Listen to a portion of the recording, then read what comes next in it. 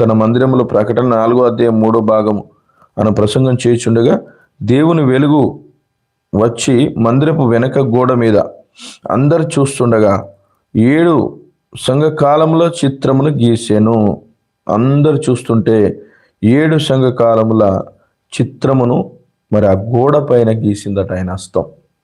చూడండి ఎంత గొప్ప కార్యమో. అందరు చూస్తున్నప్పుడు ఏంటి, దానియేలు గ్రంథములో గోడ మీద జయవ్రత రాసిన అదే వేలు, నిర్గమకాండములో మరి ఆ పలకల మీద, మరి ఆ 10 ఆజ్ఞల పలకల మీద రాసిన అదే వేలు, అదే వేలు, అదే హస్తం మరి ఈ భూమి మీదకి వచ్చినప్పుడు మరి ఆ భూమి మీద నేలపైన మరి రాసిన అదే హస్తం.